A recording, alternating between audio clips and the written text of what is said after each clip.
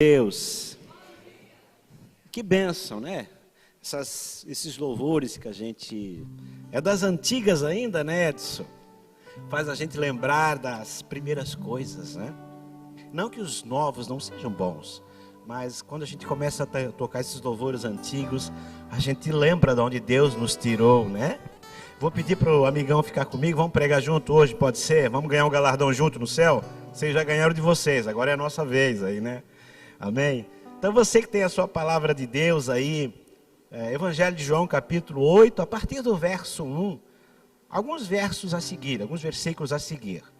O título da mensagem para você, que é que nem eu, assim, se gosta de anotar, é Quando a Graça Vence a Condenação.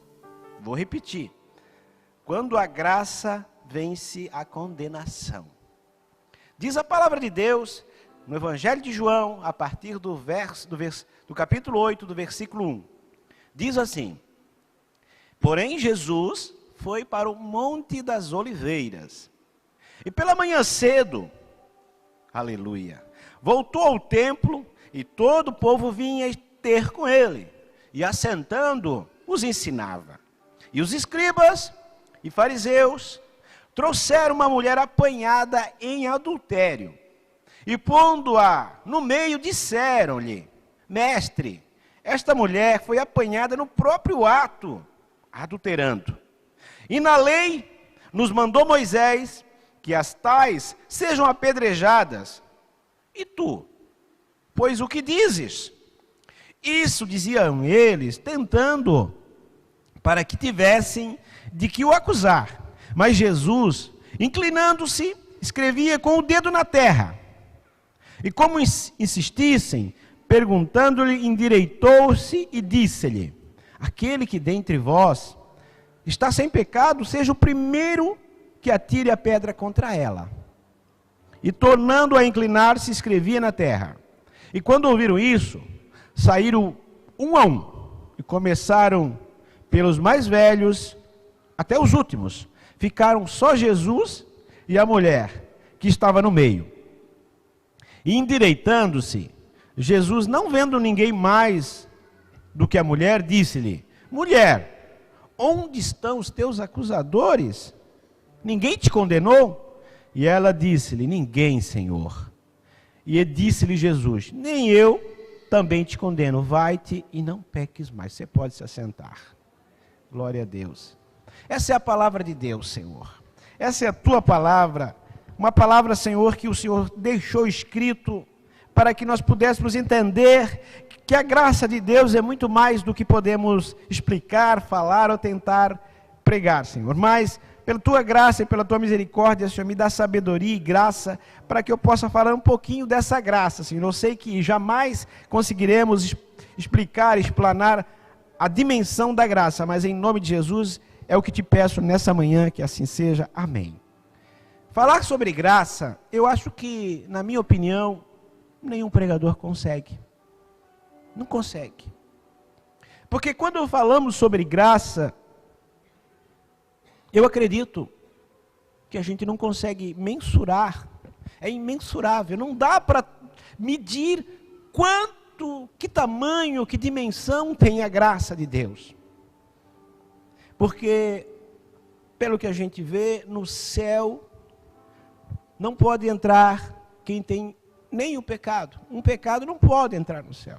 Então, ou seja, nenhum de nós seria digno de pisar, de estar no céu. Mas quando Jesus veio, ele, pela sua morte na cruz, ele estabelece a dimensão da graça, né? A era da graça. Até então era a era da lei. E essa graça é que nos faz estar aqui hoje, que mesmo sendo pecadores, a gente pode ser chamado de santo. Porque a Bíblia diz os santos da igreja. Como eu posso ser santo? Como você pode ser santo pecando todo dia? Não tem explicação a não ser a graça de Deus. E quando a gente lê o Evangelho de João, eu sempre digo, o Evangelho de João é diferente. Por isso que ele era o discípulo amado de Deus. Quando João começa a falar de Cristo, ele não dá apresentação como fez Mateus, como fez Lucas, o próprio Marcos começa a falar alguma coisa, ele começa dizendo as credenciais do nosso Cristo. Ele diz, no princípio era o Verbo, e o Verbo estava com Deus, e o Verbo era Deus. Ele começa dizendo que Jesus Cristo é o próprio Deus. Eu não preciso explicar a genealogia dele, eu não preciso explicar quem eram os antepassados dele, eu preciso entender e crer que Jesus é Deus, aleluia. Ele começa a dizer assim, aleluia. O Evangelho de João, por isso que ele não é chamado Evangelho sinótico, é um evangelho diferente. Sinóticos são os 3 primeiros, que contam algumas histórias parecidas. João também conta, mas no Evangelho de João tem algumas coisas que só no Evangelho de João tem. Como, por exemplo, no Evangelho de João, existem 7 sermões. Por que 7, né? Existem 7 sinais. Por que 7? Existem 7 declarações de eu sou, né? Por que 7? Por exemplo, os 7 sinais é transformar água em vinho, cura de um oficial do rei, a cura do paralítico de Betesda, a primeira multiplicação dos pães, andou sobre o mar, cura do cego de nascença e a ressurreição de Lázaro. Nenhum outro evangelho conta, por exemplo, a ressurreição de Lázaro. 7 declarações de Jesus dizendo eu sou.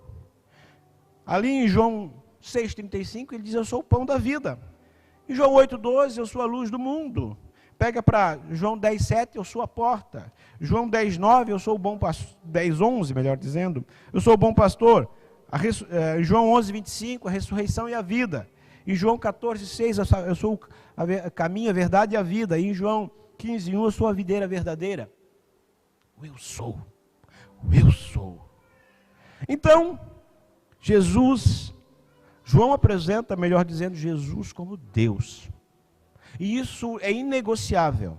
É inegociável. Algumas denominações ou seitas, eu posso dizer assim, que às vezes vêm no domingo ou sábado de manhã apresentando um livro, uma palavra deles, eles não creem que Jesus é Deus, é apenas um filho. Talvez você saiba de que eu estou falando. Toda denominação que não prega Jesus como Deus, está errado. Jesus é Deus. Mas essa passagem é uma das mais profundas e que nos fazem refletir. Hoje, eu estava meditando sobre essa mensagem. Pense comigo. Nós somos gratos por estar no tempo da graça, não é verdade? É uma bênção poder. Mas no tempo da graça, quando alguém era pego em flagrante adultério, diz a lei que tinha que ser apedrejado essa pessoa. Ela morria, porque era um pecado muito grave contra a família, tanto o homem contra a mulher. Mas também na graça, diz assim, se você olhou, aleluia, para uma mulher com uma intenção impura, você já adulterou. Hoje você não é mais apedrejado, mas tem uma condenação sobre a gente, tem uma consequência. Então, a graça ao mesmo tempo que ela é melhor, porque ela perdoa todos os nossos pecados, ao mesmo tempo, nós temos que entender que eu não preciso adulterar fisicamente para receber juízo. Porque a partir do momento que eu olho para uma mulher com intenção impura, eu adulterei no coração. Mas Jesus veio para dizer que a nossa noção de julgar pecado está equivocada. Porque aqueles homens, aqueles fariseus e escribas, provavelmente armaram essa situação, provavelmente não, com certeza, né? Armaram a situação para condenar Jesus. Pense comigo, Jesus era chamado amigo de pecadores e publicanos.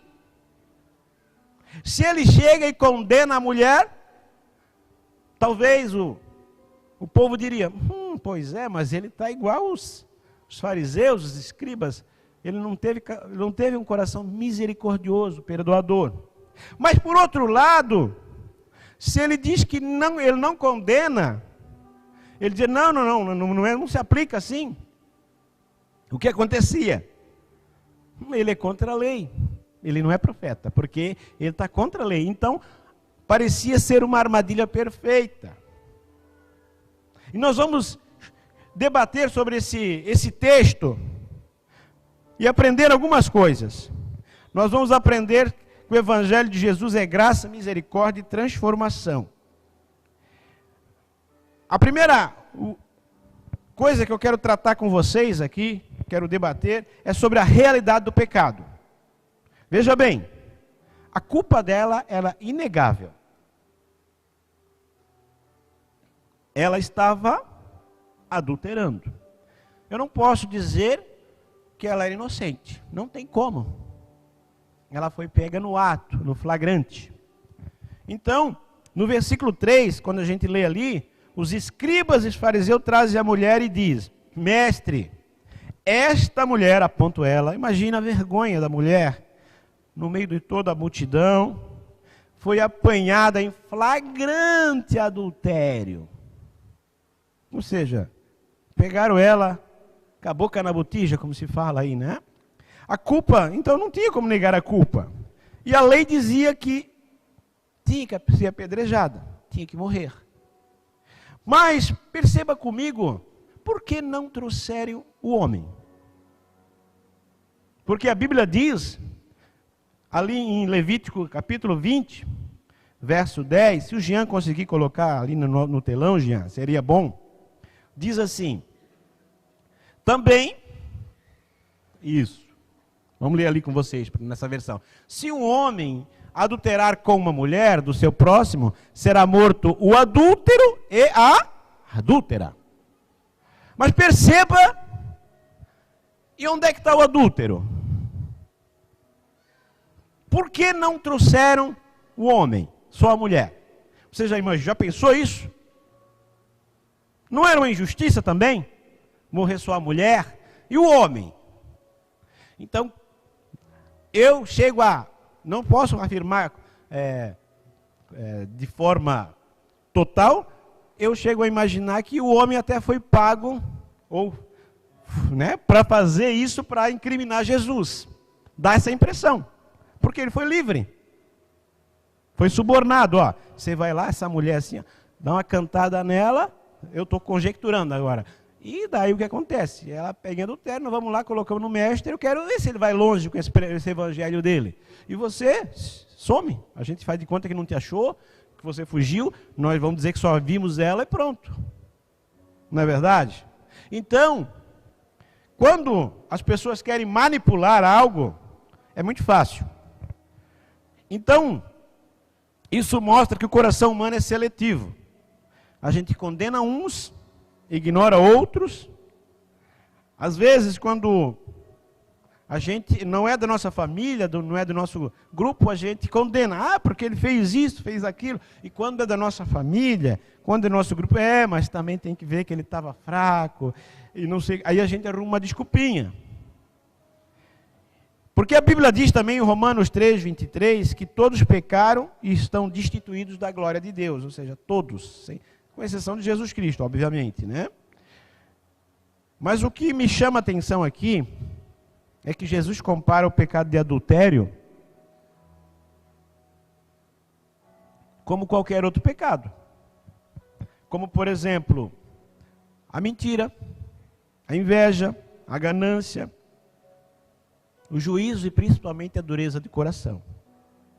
A gente tem o hábito de dizer, esse é um pecadão. A gente julga. Não, olha, aquele cara matou, merece ir para a cadeia, para o inferno, e não sei o quê. Aquele lá só falou uma mentirinha. Não é tão ruim assim. Obviamente que a consequência do ato é uma coisa. Todo ato tem consequência. Então, quanto maior o pecado, maior a consequência. Mas eu estou falando de perdão. Perdão não funciona como consequência. Jesus perdoa qualquer pecado, independente do ato. Pode ser o maior bandido. A graça é isso, perdoa. Agora é óbvio que quando eu cometo algum pecado maior, ou pecado que fere uma família, alguma coisa, eu tenho consequência, isso é natural. Mas eu estou falando de graça, de perdão. Semeadura é uma coisa. Eu semeio, eu colho. Graça é outra. Questão, para o reino dos céus eu posso ser salvo. É isso que a igreja precisa entender. Ah, mas agora eu estou agora eu vim para Jesus, ele me perdoou, não preciso mais pagar ninguém, porque eu estou livre de todos os meus pecados e todas as minhas dívidas. Não funciona assim. Não funciona assim. Você sim, foi perdoado, mas tente honrar, peça para Deus te dar sabedoria, dê uma estratégia para pagar suas dívidas, se possível. Pode acontecer do teu credor dizer assim, não, você está livre, não precisa me pagar? Pode, mas às vezes, o que a igreja pensa que graça também, eu não preciso mais pagar mais ninguém, não preciso mais agora pagar pelo ar. Ah, mas eu aceitei Jesus e eu fui preso, meu Deus. Mas você cometeu um crime. Diante de Deus você está livre para ir para o céu, se arrependeu. Mas diante da sociedade tem que pagar um crime. Então graça é isso. E perceba que muitos vêm ao templo para ser o justiceiro de Deus. Se a gente olhar no capítulo 7, um versículo antes do capítulo 8, no 7:53, diz assim, ó, Jesus estava lá falando com o pessoal e diz assim, e todos foi para a sua casa. Aí no versículo 8, no capítulo 8, melhor dizendo, que eu comecei a ler, porém Jesus foi para o monte. Jesus, com certeza, ele foi orar, né? Porque ele foi para os Montes das Oliveiras. E quem passa um tempo de oração, ele fala diferente. Quem passa um tempo de oração, ele trata as pessoas diferente. Quem passa um tempo de oração, ele olha diferente para a situação. Quem passa um tempo de oração tem um coração misericordioso e compassivo. E eu posso afirmar categoricamente que é impossível você passar um tempo falando com Deus. O tempo que você passa com Deus muda o jeito que você fala com as pessoas.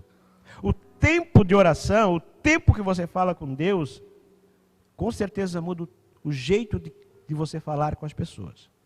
Se a oração não te transformar, porque a oração, pense comigo, não é para transformar Deus, é para transformar você. Então, quando você tem comunhão com alguém, você fica mais parecido com esse alguém. Se eu começar a andar muito com o pastor Vilimar, daqui a pouco eu vou até falar parecido com ele.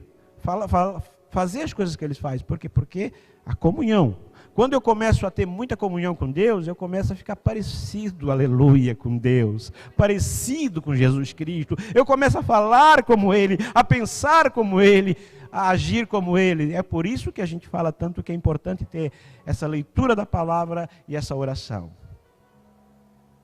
Glória a Deus. Mas perceba que os justiceiros chamaram Jesus de mestre. E só quem é discípulo pode chamar alguém de mestre. E na igreja, tem muita gente que te chama de meu pastor, mas não é tua ovelha. Aprenda isso. Minha pastora, mas não é tua ovelha. Ô mestre, mas não é teu discípulo. Meu líder, mas não é teu seguidor. Tem muita gente bajuladora. Ah, mas então agora eu não posso chamar assim? Não, pode, a gente sabe. Porque os frutos dizem se você, as tuas obras, os teus frutos vão dizer se você é ou não ovelha e rebanho de Cristo, né? E aqueles fariseus chegaram, mestre, olha só, mas não eram discípulos dele. Esta mulher foi apanhada em flagrante adultério. Então, existem muitos bajuladores na igreja? Existe. Mas também existe muita gente boa como você, que está aqui por amor à obra, aleluia, né? Então, outra coisa importante, e isso é muito sério, quando eu li pela primeira vez esse versículo, e outro dia eu comentei na célula sobre isso, e com a permissão da Marley aqui, Marley vai na nossa célula, eu li esse versículo e ela disse que isso falou com ela, disse, ó, Mateus 12, 36, 37, assim, ó, mas eu vos digo que toda palavra ociosa que os homens disserem, hão de dar conta no dia de juízo, porque pelas tuas palavras serás justificado e as tuas palavras serás condenado. Veja bem, toda palavra que eu falar, eu vou ter que dar conta. Eu vou ter que prestar conta. Então, às vezes eu falo, sem saber se isso é verdade. Porque eu não tenho uma fonte verdadeira às vezes. Então, às vezes, antes de julgar, é melhor pensar. Olha, não sei. Ah, falaram, mas eu não posso dizer isso. Então, seja sábio. Você pode até pensar, mas repreenda o pensamento. Mas a partir do momento que saiu da tua boca, você vai ter que dar conta. Não diz pelos teus pensamentos, pelas tuas palavras. Então, querida igreja, às vezes, o que impede a gente de subir é a nossa boca. Sabia disso? Tem uma figurinha que você deveria ver, eu vi essa semana. Tem um jacaré subindo uma escada. E daí quando o jacaré começa a subir a escada, ele tranca a boca entre os degraus. E ele tem que, cada vez que ele vai, e é isso que acontece conosco às vezes. O que impede a gente subir é a nossa boca. A gente tem a boca muito grande, e tranca, e não sobe. Então a gente tem que cuidar com o que fala. Mas, Jesus, por isso que Jesus disse que templo, ele ensinou na verdade, né, é lugar de cultuar e aprender, e não de julgar. E a resposta de Jesus? Perceba que os fariseus e escribas queriam uma resposta de Jesus. Às vezes, nós oramos e queremos uma resposta de Jesus. Senhor, me dá uma resposta. Senhor, fala comigo. E Jesus não fala. Parece que Jesus está escrevendo na areia. Não aconteceu isso já? Parece que Jesus não se importa. Senhor, mas olha tal situação. Jesus escreve na areia. Parece que Jesus não se importa. Sabe por que Jesus não te dá a resposta às vezes? Porque nem sempre você vai entender a resposta que ele quer dar. Primeiro ele precisa preparar o momento. Jesus deixou aqueles perguntarem 2 vezes e nem sempre nós temos que ter resposta para tudo. Outro dia me perguntaram, por que um homem de Deus como o pastor Gilmar está doente? Por que um homem de Deus como o pastor Marcos está doente? Eu disse, eu não sei. Eu não tenho resposta para ti. Eu só sei que ele continua sendo homem de Deus. E o homem de Deus também fica doente, sabia disso? Fica. Né? Porque nós estamos no mundo físico. Então, não queira ser teólogo, explicação para tudo. Eu não sei. Eu só sei que todas as vezes que eu converso com o pastor Gilmar, em vez de eu animá-lo, ele me anima. Todas as vezes. Eu vou tentar dar uma palavra para ele, pastor Vilimar. Às vezes eu mando uma mensagem. Como é que tá, pastorzão? Aquele meu jeito de falar, né? Estamos orando por ti, eu sei que tá. Ele diz assim, ó, eu preciso passar disso, eu precisava passar por isso. Eu estou vivendo cada experiência maravilhosa. Ele nem fala da doença. Ele não fala. Ele fala de Deus. Eu quero dizer para você que nós precisamos entender que Deus, Ele é Deus. Se Ele te curar, se Ele não te curar, se Ele te abençoar, se Ele não te abençoar, Ele sei que Ele vai te abençoar, porque Ele é Deus. E é esse o coração que Deus quer, que independente, porque a gente chega aqui, canta muito bonito, aí o Edson e a banda dele vem aqui, não importam as circunstâncias, eu te adorarei. Mentira! A gente tem que dizer que se eu tiver com doente, eu vou adorar. Se eu tiver dinheiro, eu vou adorar. Se eu tiver falido, mesmo assim eu vou adorar, porque não importa mesmo. O que importa não é o que eu tenho, mas é quem eu tenho na minha vida. Aleluia!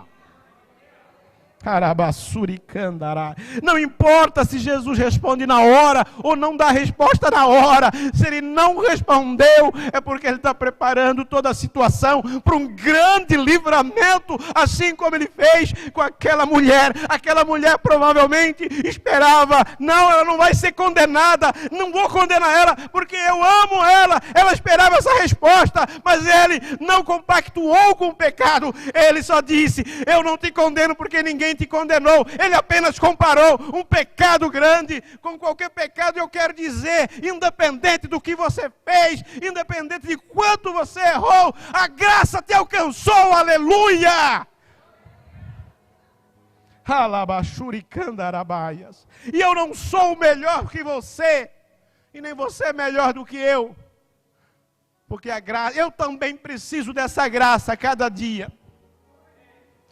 Ele não julga a mulher adúltera, mas a palavra dele julga os julgadores, aleluia. Porque ele diz: quem não tem pecado, atira a primeira pedra. E ninguém era digno de apedrejar aquela mulher, a não ser Jesus. Jesus sim, ele podia tirar a pedra, ele tinha autoridade para tirar a pedra, mas ele não atirou, aleluia. E sobrou o único que poderia apedrejá-la. O único que poderia apedrejá-la era Jesus, e ele não apedrejou. O único que pode te condenar não sou eu. Não é pastor Vilimar, não é pastor Alexandre, não é pastor Irene, não é pastor Pedro, nem o presbítero Leco, nem qualquer um daqui. Ninguém pode te condenar. É Jesus. E ainda assim, aleluia, ele te livra, ele te absolve, porque a graça dele te alcançou. Aleluia. E a consciência sempre vence a hipocrisia. Eles estavam prontos para cometer um crime, matar aquela mulher. E cumprir a lei. Cumprir a justiça deles. E eu fico imaginando aquela situação. Imagine só. Jesus sentado. Não sei o que ele estava escrevendo. Mas era o dedo de Deus, né? Na terra. Escrevendo, e ali na frente, colocaram a mulher bem de frente para ele. Essa mulher aí, ó, apresentaram ela. Fato, crime, como se fosse uma polícia. Ela foi pega em adultério. Ela cometeu um crime. Ela merece morrer. Ela tinha tudo para morrer. E ela imaginou que ela seria morta. Todo mundo, uma igreja como vocês, assim, olhando. Quero ver agora. Bem, alguns talvez disseram: bem feito. Bem feito mesmo, merece. Sem vergonha, vagabundo. Eles iam dizer mesmo assim, desculpe a palavra, mas provavelmente o que eles diziam. E às vezes, a gente faz isso também. Ah, uma sem vergonha, né? Traiu, mas é uma sem... A gente é tão hipócrita. Jesus olhou com olhos de amor. Escreveu, talvez ele escreveu assim, ó: hoje eu vou mostrar o que é o amor. O que é a graça. Ele levanta, ele disse: mulher, onde estão os teus acusadores? A igreja toda foi embora. Porque a igreja toda tinha pecado. Ele poderia pegar aquelas pedras. Bom, eu não tenho pecado. Agora você vai ter a condenação. Mas ele não fez.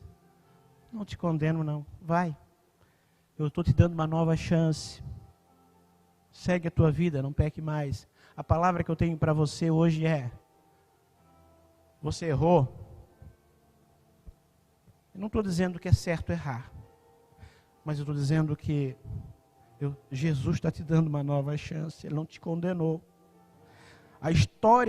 A palavra que mudou a minha vida foi Romanos 8. Nenhuma condenação há para aqueles que estão em Cristo Jesus, que já não andam mais segundo a carne, mas segundo o Espírito. Veja bem que não diz: nenhuma condenação há para aqueles que nunca pecaram. Não é assim que diz a palavra. Não, a palavra também não diz: nenhuma condenação há para os que não pecam mais. A palavra também não diz: nenhuma condenação há para aqueles que se consertaram e agora estão andando bem certinho, que mal pecam. Que já não andam segundo a carne, mas segundo o Espírito. O que é não andar segundo a carne? Eu posso no Espírito, às vezes, errar, mas eu já logo me conserto. Porque eu sei que o meu reino não é mais esse, é lá. Então agora eu sou um cidadão diferente. Outro dia a gente foi viajar para o Chile, E era engraçado. E eu achei que eu chegava lá, pastor Vilimato, eu ia falar o meu brasileiro, estava tudo certo. Eles iam dizer, não, você é bem quisto aqui e tal, né? E daí eles iam me entender perfeitamente. E nós chegamos lá tudo bobo, nem preciso. Mas chegamos lá, tinha que falar chileno, tinha que falar espanhol. Chegava lá, a minha cunhada foi pedir, eu quero um suco de abacaxi com hortelã. A moça, não compreendo. Aí eu lá no Google Tradutor, né? E eu quero um jugo de pinha com menta. Ah, sim, né? Quer dizer, não é a gente que tem que se adaptar, ele se adaptar a gente. Nós temos que se adaptar. Quando a gente vai para o reino de Deus, é a mesma coisa. A gente está numa outra pátria, numa outra cultura. Os velhos costumes, as palavras velhas, não é mais. A gente tem que começar a falar a linguagem diferente. Os costumes são diferentes. E a gente passou uma semana, e eu brinquei lá com o Diego, que vai lá para o Chile também. Ele me perguntou algumas coisas. Eu disse, qualquer comida eu já sei agora. Falou de comida, eu não passo mais fome, nem comida e bebida no Chile, porque eu aprendi tudo de comida, o resto nem tanto, né? Então agora eu aprendi. O que eu quero dizer para você? Quando a gente chega para Jesus, quando a gente chega no reino de Deus, o nosso palavreado muda, a cultura muda, tudo muda. As pessoas, o céu compreende a linguagem dele, não a linguagem mundana, aleluia. Eu quero dizer que a linguagem da graça é que quando você erra, você não precisa ficar dizendo, porque eu não tenho jeito. Não. O vencedor não é aquele que desiste, o vencedor é aquele que prossegue, é aquele que persiste, é aquele que anda, mas que chega no final, aleluia. E para encerrar, Jesus chamou ela para uma nova vida. Todo chamado começa com uma pergunta. Jesus disse, mulher, onde estão os teus acusadores? Agora eu vou usar uma linguagem teológica. Quando fala de mulher na Bíblia, ali, claro, eu estou lendo o texto literal, mas no sentido teológico, mulher significa igreja. Eu pergunto para você agora, Jesus, coloque-se no lugar dessa mulher pecadora, igreja. Eu sou essa mulher pecadora, você é essa mulher pecadora, pega em flagrante adultério. Porque Jesus vê todas as coisas que eu faço. E você faz. Então isso não é flagrante? Lá você xingou o motorista, foi flagrante. Jesus viu na hora, é um flagrante. Você xingou alguém, é flagrante. Você viu um vídeo pornográfico, foi um flagrante. Jesus viu. Foi um flagrante. Tudo que você fez em segredo foi flagrante para Jesus, porque Jesus viu na hora. Como aquela mulher, um flagrante adultério, eles viram. Jesus está vendo tudo que você fez de errado. Flagrante. Só que ele disse, mulher, onde estão os teus acusadores? Igreja, eu vou dizer para você agora. Igreja, onde estão aqueles que te acusam? Todos têm que sair porque todos erram. Então, Jesus está dizendo para mim e para você, eu te vi em flagrante adultério. Eu te vi o flagrante do teu pecado. Eu sei o que você fez. Não adianta você que esconder nada de mim, porque foi flagrante. Eu vi na hora. O que você pensou, o que você falou, como você agiu. O que você fez e até o que você não deveria ter feito e não fez. Eu vi. Foi flagrante. Mas eu não te condeno. Que coisa linda, né? A gente acha que essa mulher merecia a morte, é uma sem vergonha, mas eu sou essa mulher. Você é essa mulher, a igreja é essa mulher, mulher pecadora. Mas ela teve uma nova chance para ter uma nova vida. Aleluia. Eu não sei se você já tinha pensado desse jeito. Tudo que eu e você fizemos de pecado é flagrante para Jesus. Merecia a morte. Mas Jesus, Ele não se importa com o que você fez, mas sim o que Ele fez por você. Porém, o que é importante não é o que eu penso de mim, mas o que Jesus pensa de mim. E o chamado acaba com qualquer condenação. Eu quero te contar uma história para encerrar, para você meditar. Conta-se que uma vez tinha 2 monges. E para quem já ouviu falar as histórias dos monges, eles se isolam do mundo, vivem em mosteiros, isolados, porque eles querem fugir do pecado. Eles quase não têm contato com ninguém, porque eles acham que esse é o jeito deles não pecarem, não ver mulher, não ter dinheiro, viver uma vida simples, modesta. Então é o jeito deles. Eu não estou dizendo que é certo, mas é o jeito deles. E não é assim. Claro que não é assim. Mas conta-se que 2 desses monges foram fazer uma caminhada para ir até um outro mosteiro. De um mosteiro se dirigir a outro mosteiro. E no meio do caminho, os 2 estavam caminhando e viram uma moça que queria atravessar o rio.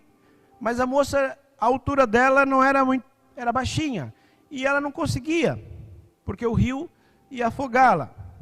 E um dos monges olhou para aquela moça, pegou ela no colo e atravessou com ela no colo toda a margem do rio. E quando ele soltou aquela moça, a moça seguiu o caminho dela e foi, e os 2 foram prosseguindo em rumo ao novo mosteiro. Porém que, enquanto eles caminhavam, aquele monge que não segurou a moça, o outro que apenas olhou, começou a dizer: olha, você se contaminou. Você viu aquela moça? Ela tinha um corpo assim, assado, e você pegou ela no colo. O que você sentiu quando pegou ela no colo? Porque olha só, você se contaminou. A nossa denominação diz que a gente não deve ter contato com mulheres. E veja só, agora você aí, ó, você nem é digno de ir para o novo mosteiro. Aquele monge que então tinha pego a mulher no colo e tinha feito essa boa ação, disse: quando eu peguei essa mulher, eu peguei na beira de um rio e larguei na beira do outro rio e deixei lá. Mas você continua carregando ela ainda nos seus pensamentos, no seu coração. Olha que lição. Às vezes a gente condena alguém que fez alguma coisa e não sei o quê, mas o nosso coração está nos amargurando. Eu não sei como é que está a tua vida. Eu não sei como é que você... O que você fez essa semana? A semana passada foi Santa Ceia. Eu confesso para vocês que eu errei, eu pequei de semana passada para cá. Gostaria de não ter nenhum pecado, mas errei. Mas eu pedi perdão. Eu não estou dizendo que o meu pecado foi grande, foi pequeno, porque pecado é pecado, seja uma mentirinha, ou mesmo adultério é pecado. Eu pequei. Imagino que você também deve ter errado de uma semana para cá. Mas Jesus está dizendo para mim e para você: mulher adúltera, não. Eu não chamo mulher adúltera. Prostituta, não. Mulher, igreja, eu não te condeno. Tens uma nova chance.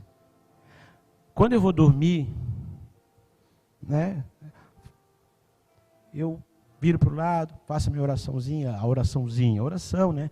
Às vezes eu tenho o hábito de orar de manhã, de noite às vezes nem estou mais cansado, já aquela oração mais curta, mas mesmo assim eu digo para Deus: Deus, eu não sei se eu vou acordar amanhã, mas eu quero me pedir perdão por todos os meus pecados, porque se eu morrer durante o sono, eu quero acordar no céu.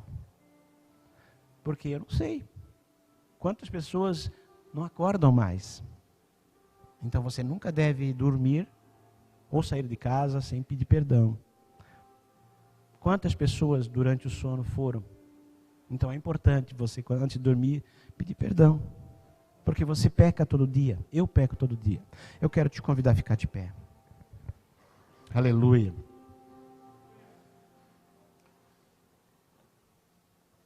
Glória a Deus. Então, essa história nos ensina que o pecado é real. O pecado nos condena, sim. Toda vez que você está se sentindo condenado é por causa do teu pecado. Mas Jesus é a resposta para a nossa culpa, oferecendo graça e verdade. E o perdão de Cristo nos dá e nos chama para uma vida transformada. Então, queridos, a igreja precisa entender que a graça, ela está disponível enquanto você tem vida. Mas também você não deve abusar. Talvez você já pecou muito e você mesmo diz assim, eu não tenho jeito, porque eu não consigo largar esse meu pecado. Eu tentei de tudo, seja droga, seja um vício, cigarro, droga, pornografia, eu não sei qual é o teu vício, não sei. Você talvez está há anos na igreja e não consegue. Mas eu quero dizer para você que é possível. Ah, mas eu não consigo, verdade, você não consegue mesmo. Mas com Cristo sim. Às vezes, pena que a gente não tem muito tempo para ensinar aqui na igreja, né, pastor Vilimar? Mas às vezes a gente tem que fazer um processo de libertação e cura. Existe até, às vezes, aqui na igreja, algumas pessoas que fazem aquele mapeamento espiritual, onde você tem ilegalidade lá no passado, alma ligada com relações antigas, aí você vai até um certo nível, é familiar às vezes, né? E daí você tenta e está preso ao passado, preso a algumas genéticas, preso a algumas coisas espirituais. Mas é importante entender. Por isso que tem os nossos retiros. Eu te aconselho a participar desses retiros, a participar dos eventos da igreja, participar. O pastor Vilimar faz um trabalho muito legal sobre celebrando a vida, né, pastor? Esse eu te aconselho a estar, porque ali você vai trazer as memórias. Ali às vezes você está machucado. É um trabalho que muita gente talvez nem pensa, nem sabe o que é, mas procure. Você vai ver como isso é libertador. Porque às vezes você está 15, 20 anos na igreja e volta no mesmo pecado, porque não fez um trabalho desse, uma limpeza espiritual. Eu te convido a colocar a mão no coração, e eu vou pedir agora para o Espírito Santo te lembrar daquilo que ainda te faz sentir, às vezes ter até nojo de você, ter raiva de você. Vamos tocar na ferida agora. Aquela mulher, ela deve ter se arrependido muito de ter feito aquilo. Vamos tocar na ferida, talvez vai doer um pouquinho. Mas o Espírito Santo vai te lembrar, não para te condenar, lembra disso. Mas não para te acusar, porque o Espírito Santo nunca te acusa. Ele te absolve, se você se arrepender. Pai, hoje nós estamos aqui tentando falar de graça. Eu não tenho a menor condição de falar de graça, porque eu não consigo mensurar nem explicar o tamanho disso, desse perdão. Mas, Senhor, talvez tem os meus irmãos, eu também me coloco na mesma posição, porque eu não sou melhor do que eles. Tem alguns pecados ainda que a gente tenta se libertar, de vez em quando ele quer voltar. Ele vem forte. Mas em nome de Jesus nós queremos contigo, Senhor, porque sozinho nós não conseguimos. Senhor, pedimos ajuda para que tu nos oriente, nos dê a estratégia certa, Espírito Santo. Procure a pessoa certa para falar sobre isso, para nos ajudar.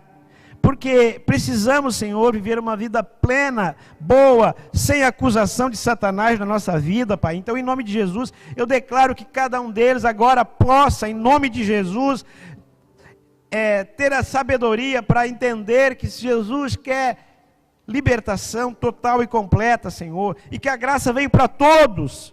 Mas nós precisamos aceitar essa graça, Pai. Então, em nome de Jesus, eu oro para que tenhamos uma igreja não doente, mas uma igreja sarada. Senhor, se alguém precisa de cura, em nome de Jesus, eu vou falar apenas como Jesus, que a tua fé te salve, te cure, seja feito conforme a tua fé. Se você está pedindo alguma coisa, eu não sei o que você está pedindo, eu não vou fazer uma oração bonita, porque não é a oração bonita que salva, é a oração da fé. Então, em nome de Jesus, receba aquilo que você precisa agora, em nome de Jesus. Pai, coloca nas mãos deles agora aquilo que ele precisa, que assim seja, amém e amém. Vamos adorar a Deus, depois passamos para o final do culto.